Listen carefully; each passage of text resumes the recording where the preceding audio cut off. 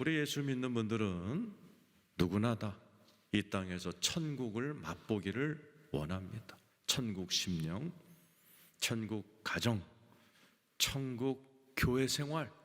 지친 성도님들은 교회에서만큼은 뭔가 천국의 분위기와 하나님의 임재와 그 사랑을 맛보길 원해요.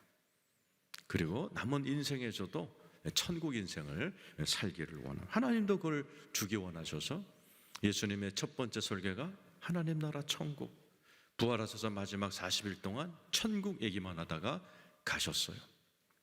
그런데 이게 참 쉽지가 않습니다.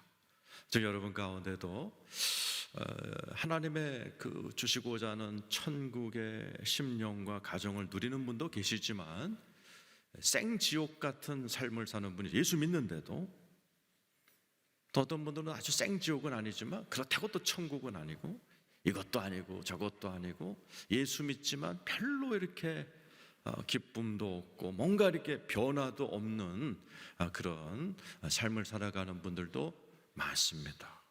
오늘 설교가 그에 대한 해답이에요. 어떻게 하면 이 땅에서 주님이 그렇게 주고자 하시는 천국, 나도 받고 싶은 천국을 누리며 사는가, 도대체 뭐가 문제가 있는가 잘 들으셔서 이 땅에서도 천국을 누리며 살아가는 여러분 되기를 축원합니다. 1절 말씀 읽고 시작합니다. 시작.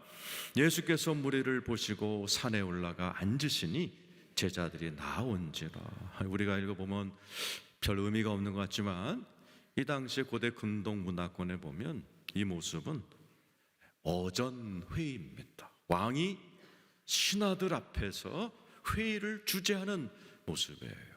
왕이 궁전에 딱 들어오면 앉습니다. 마치 예수님이 무리를 보시고 산에 올라가 앉으셨어요. 그 신하들이 앞으로 나옵니다. 제자들이 앞으로 나오는 이 모습은 왕이 어전회의를 주장하면서 앞으로 나는 이렇게 나라를 다스리겠다 하는 선포의 모습이죠. 2절이 그렇게 돼 있죠. 입을 열어 가르쳐 이르시되. 그래서 오늘 이 본문은 천국의 대헌장, 마치 왕이 나라를 딱 다스릴 때 나는 이런 나라를 만들 거야, 이게 나의 나라다, 이게 나의 천국이고 이게 나의 천국 백성은 이래야 돼, 난 이렇게 만들 거야 하는 주님의 꿈을 선포하는 말씀이 바로 오늘 말씀입니다. 천국, 또 뭐 미국, 한국, 중국. 여러분 이제 북한 그러면 어떤 이미지가 떠올라요? 어떤 나라 같으세요? 중국 그러면 어떤 이미지가 떠올라요?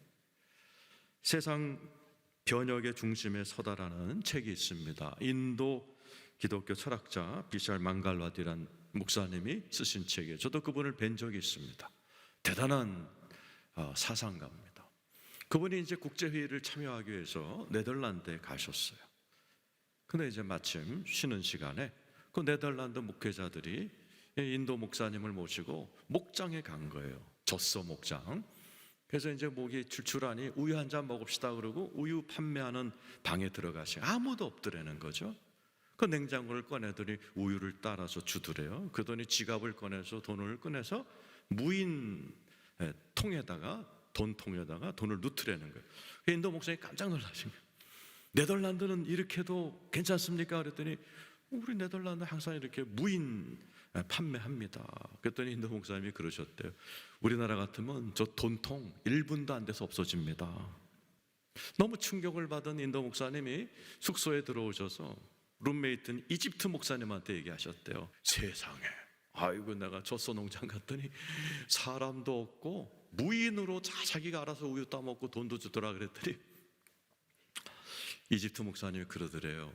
우리나라 같으면 돈통도 없어지지만 젖소도 없어진다. 국민성의 모습을 이야기하는 거죠. 우리 예수님께서는 오늘 이 산상수훈을 통해서 우리 마태복음 5장, 6장, 7장이 하나의 설교입니다. 마태복음은 5편의 설교로 되어 있어요. 첫 번째 5장, 6장, 7장을 산상수훈이라고 이야기합니다. 내 백성은 이런 백성이야. 팔복을 이제부터 하겠지만 이런 마음이 가난해야 돼. 청결해야 돼. 이런 마음과 성품을 가진 자들이 빛과 소금처럼 착한 행실을 통해서 등불 역할을 하는 것이고, 원수 갚지 않는 것이고, 마음으로 간음하지 않는 동네이며, 내 말씀을 듣고 행하며 자기 인생을 아주 단단한 반석 위에 세워져가는 내 백성이야. 혹시 주여 주여 하지만 내 뜻대로 살지 않는 자들은 나는 모른다 하는 나라야. 5장, 6장, 7장에 우리 예수님께서 하나님의 나라를, 또 하나님의 백성은 누구인가를 설명해 줍니다. 그리고 이제 오늘부터 시작되는 팔복은 그리스도인의 성품을 이야기하는 거예요. 내가 만들고자 하는 내 백성은 이런 성품이 있어야 돼. 네 개는 하나님과의 관계된 성품이죠. 나머지 네 개는 대인관계에서 드러나는 성품이에요. 내 백성은, 내가 택해서 교회를 다니게 하고 내가 된 백성은 내가 반드시 이런 성품 8가지가 골고루 나오도록 만들어 버릴 거야. 그리고 그렇게 됐을 때 천국이 시작될 것이고, 그들의 삶에 내가 손을 대고 고치고 회복하고 부활시키고 축복하여 하나님의 가정, 하나님의 심령, 하나님의 인생, 하나님의 비즈니스, 하나님의 일터를 누리며 내가 이 세상에서 천국 백성으로 삼아줄 거야. 우리 주님이 오늘 그 아주 유명한 산상수훈을 이제 선포하시는 거예요. 저 여러분 가운데 나는 예수 믿었는데 우리 가정은 천국이 아니에요. 어젯밤도 대판 싸워서, 이런 분들 집에 가셔서 마태복음 5장, 6장, 7장을 읽어보세요. 5분도 안 걸려요. 그리고 이 읽고 나면 이 분위기가 이렇게 그려져요. 여러분의 집안의 분위기랑 비교해 보세요. 얼마나 차이가 나는가. 그것 때문에 예수를 믿어도 마음이 천국이 안 되고, 가정이 천국이 안 되고, 내 인생에 천국이 안 되는 거예요. 그렇게 하나님은 주고 싶고 나도 받고 싶은데 나의 성품과 삶의 방식이 틀렸기 때문에 많은 분들이 기독교를 오해해서 어디 가서 그냥 불 한 번 받으면, 용한 목사한테 가서 안수 받고 예언 받으면 내 인생이 쫙 펼칠 거라는 미신 같은 생각을 가지고 엉터리로 신앙생활을 합니다. 10년, 20년, 30년 믿어도 가정이 천국이 되지 않고 이 인생이 천국이 되지 않은 분들 너무 많아요. 그렇게 하는 건 아닙니다. 오늘부터 시작되는 산상수훈은 그게 아니다. 그런 기독교는 없다.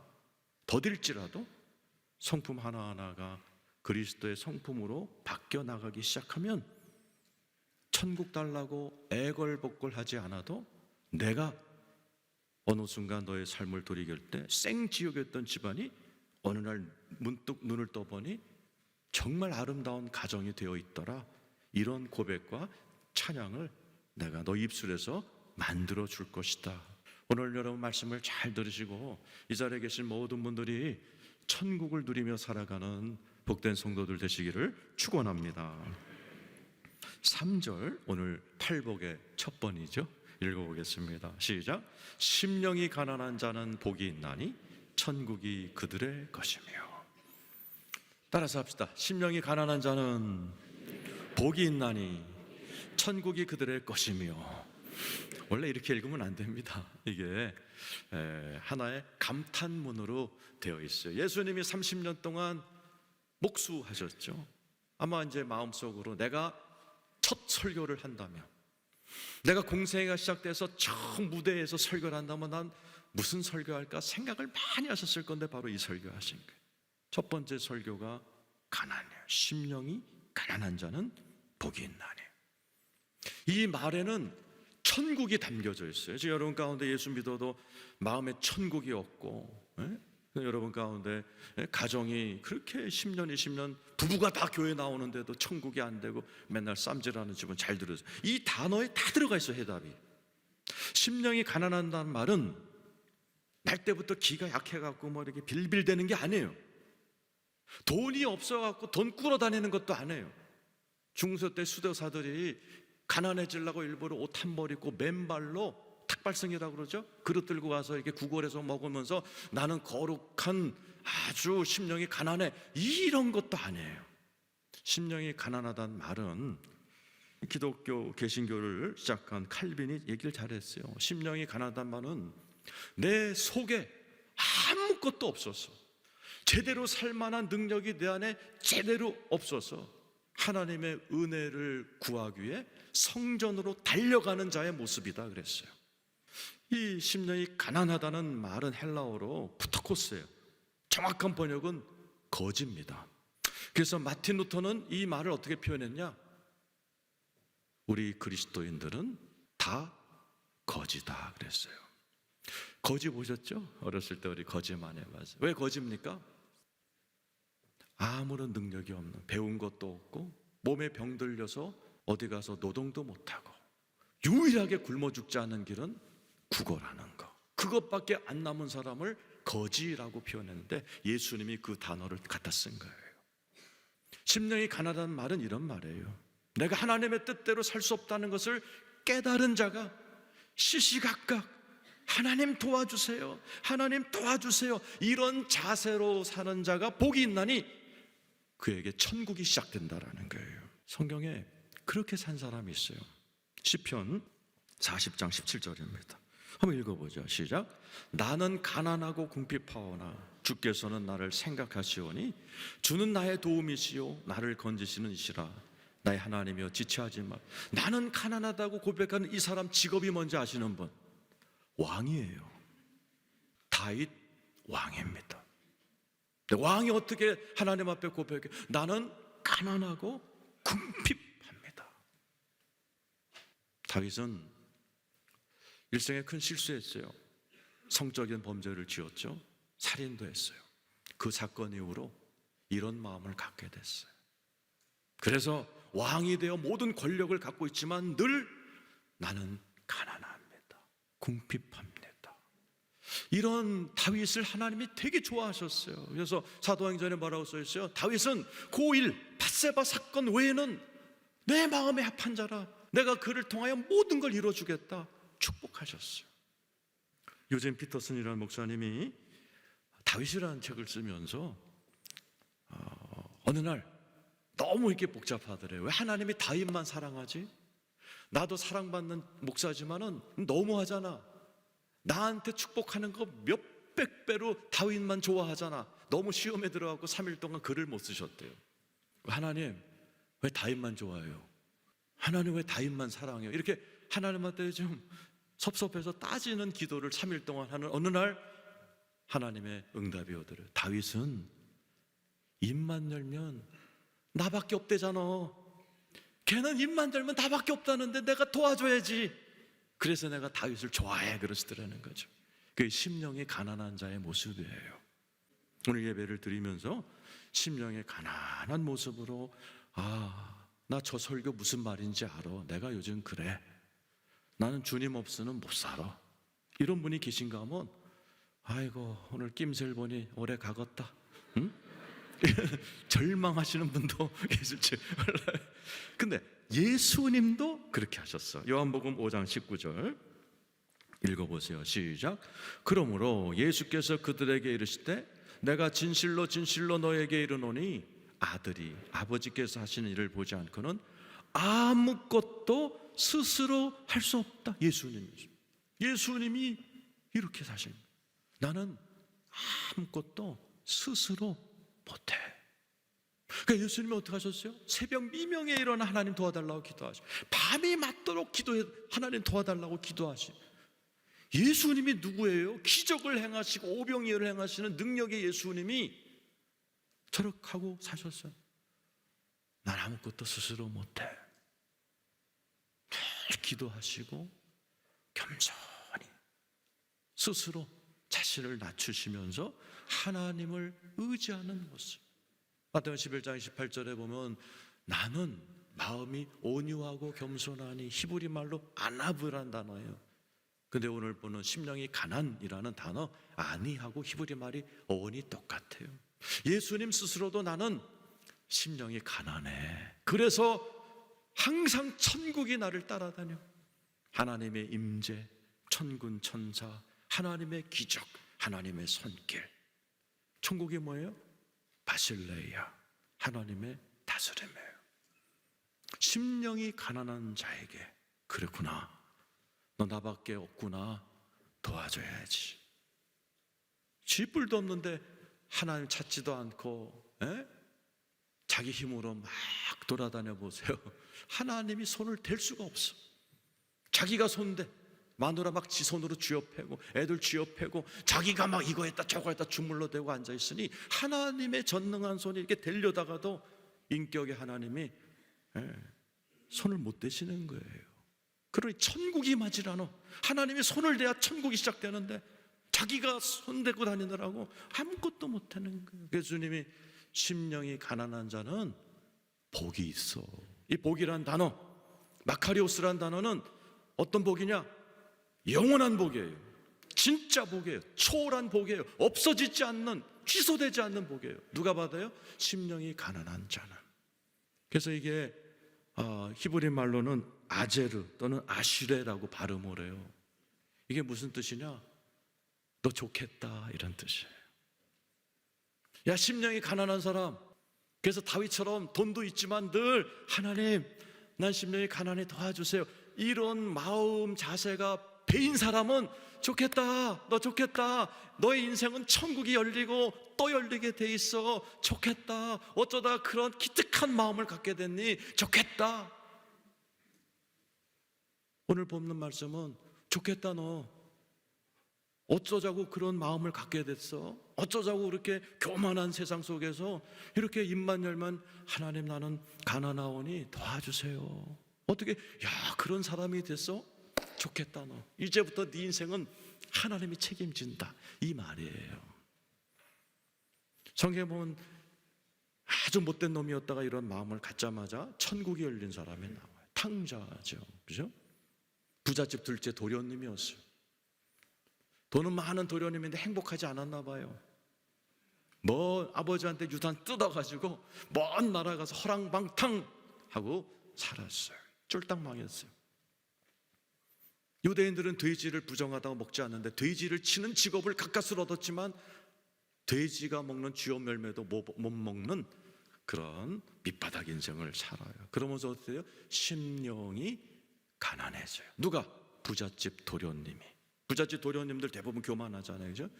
그 부잣집 도련님께서, 교만 왕자였던 도련님께서 그 인생의 고난을 겪으면서 심령이 가난해져요. 뭐라고 그래요? 우리 아버지 집에는 이거보다 잘 먹는 품꾼이 수두룩한데 돌아가야지.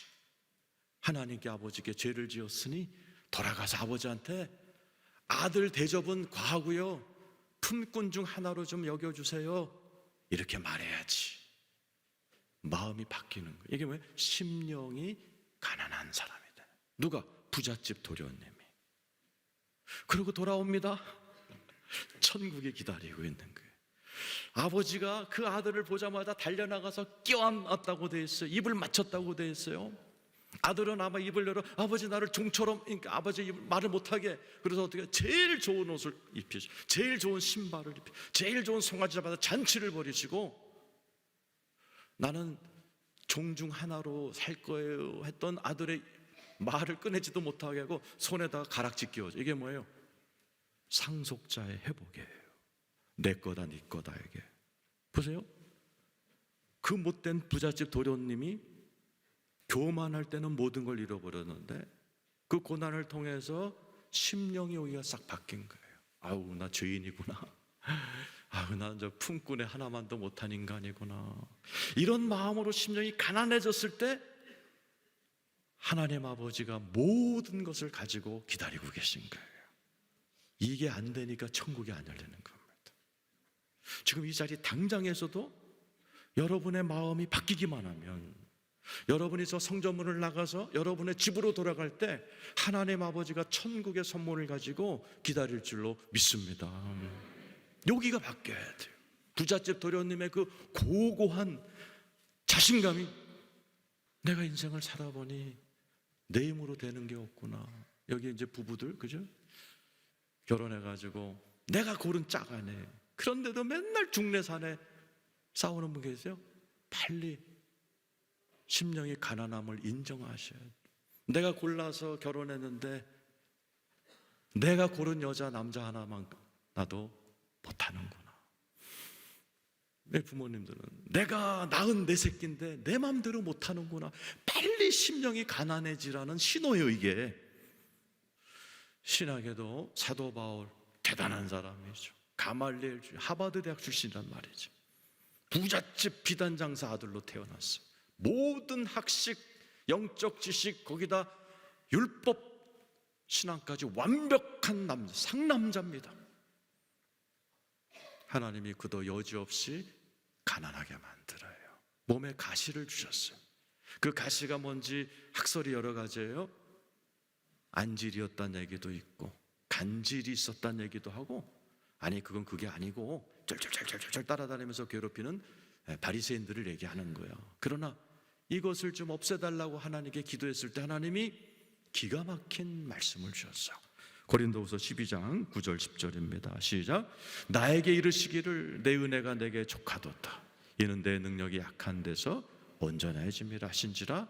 그러므로 도리어 크게 기뻐함으로 나의 이러 약한 것들에 대하여 자랑하리.